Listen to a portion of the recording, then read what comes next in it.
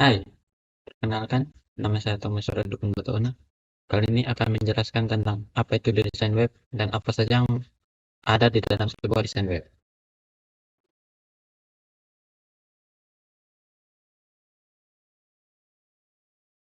Apa itu teknologi web?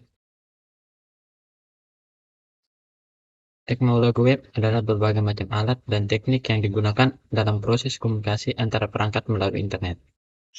Teknologi web dibagi menjadi beberapa bagian, yaitu www, web browser, web server, web pack, dan web development. Apa itu www?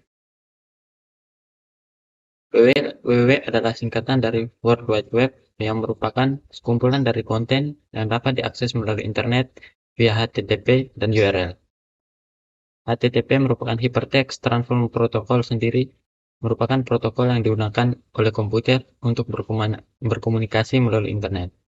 URL adalah sebuah alamat untuk mengakses konten pada internet. Berikutnya web browser. Web browser adalah sebuah alat atau aplikasi yang digunakan untuk mengakses www. Web browser merupakan interface antara yang menghubungkan server konten dengan kita sebagai kliennya. Web server. Web server adalah sebuah wadah atau server untuk menampung konten dari sebuah website. Web server mengatur banyak hal, namun ada dua hal yang perlu kita ketahui, yaitu domain dan hosting. Webpack.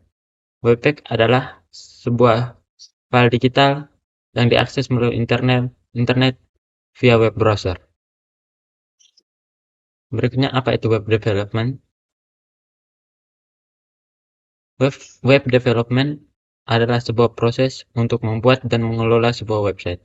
Proses dalam web development adalah web design, web programming, dan web publishing. Mengenal website. Website adalah sekumpulan halaman-halaman web atau web page yang berada pada satu web server atau hosting yang dapat diakses melalui sebuah domain.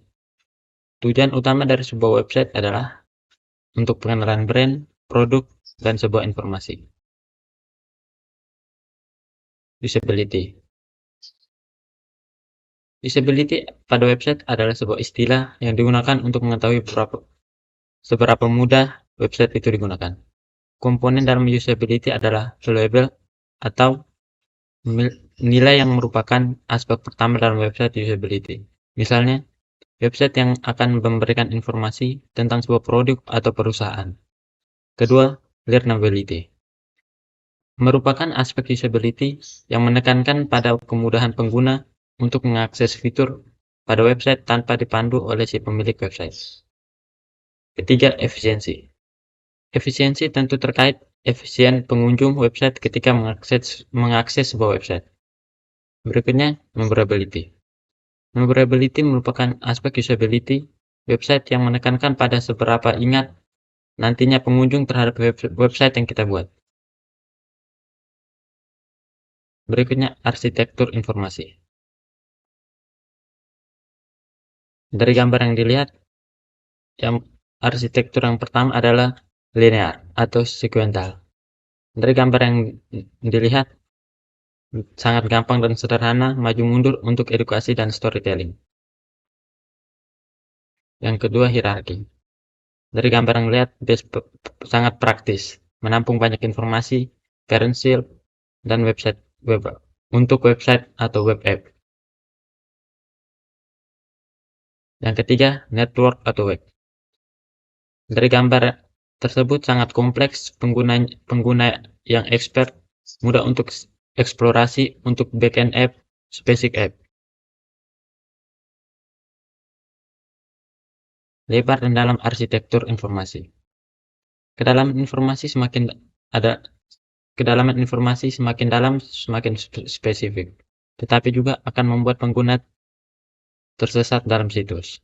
Lebar informasi semakin lebar, semakin banyak informasi yang bisa diberikan, tetapi juga akan membuat pengguna melihat informasi duplikat atau tidak spesifik. Struktur dalam sebuah website bisa dilihat pada gambar.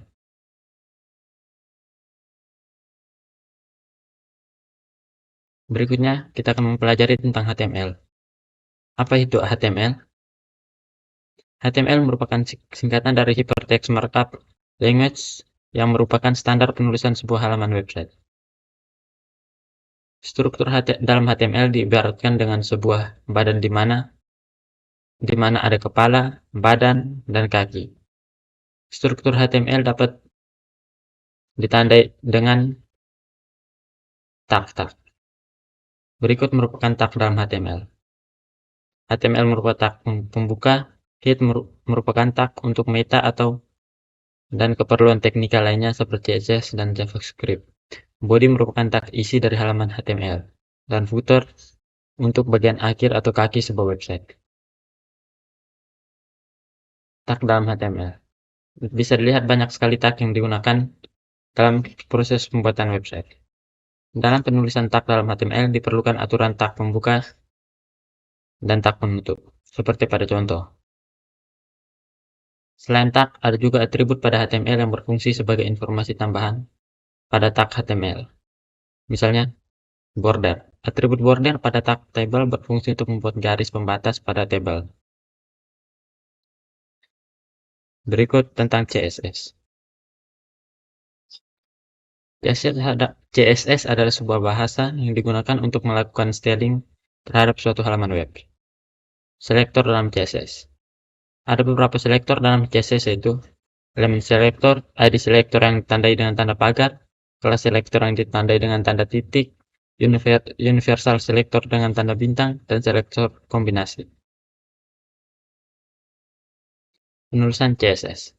Terdapat beberapa cara penulisan CSS. Yang pertama, inline. Inline adalah penulisan CSS yang langsung disisipkan pada tag atau elemen HTML. Misalnya, H1 style color blue untuk membuat tulisan warna biru pada judul sebuah website, atau H1. On page. Kedua, on page CSS adalah penulisan CSS yang berada pada satu lembar atau lembar yang sama dengan lembar kertas HTML, misalnya dengan menambahkan tag style pada bagian body HTML. Off page. Off page CSS adalah penulisan dengan membuat file baru untuk CSS bernama style.css. Berikutnya, JavaScript. JavaScript adalah sebuah bahasa pemrograman yang digunakan untuk memberikan efek interaktif pada sebuah halaman website. Deklarasi JavaScript bisa dilihat pada gambar. JavaScript Selector. Sama seperti pada CSS, selektor pada JavaScript adalah penanda di bagian mana JavaScript akan diaplikasikan pada halaman web. Pada JavaScript biasanya digunakan sintaks document.getElementBy. Penulisan JavaScript ada beberapa, yaitu on-page dan off-page, yang artinya sama dengan penulisan pada CSS. Coloring pada HTML, CSS, dan JavaScript. Coloring atau pewarnaan merupakan proses pemberian warna pada sebuah website agar terlihat lebih menarik. Ada 3 jenis pewarnaan, yaitu RGB, yaitu pewarnaan menggunakan 3 bagian kode angka yang akan menampilkan warna tersendiri, misalnya 128, 128, 128 untuk warna abu-abu. Yang kedua, hex, yaitu pewarnaan menggunakan kode kombinasi 6 digit angka warna RGB yang memiliki kombinasi yang sangat banyak sehingga mencapai 16.777.216 warna yang berbeda. Ketiga, memanggil langsung warna yang akan diinginkan, yaitu pewarnaan dengan menyebutkan langsung warna yang kita inginkan. Misalnya ingin mewarna merah, langsung menyebutkan red. Sekian penjelasan, terima kasih.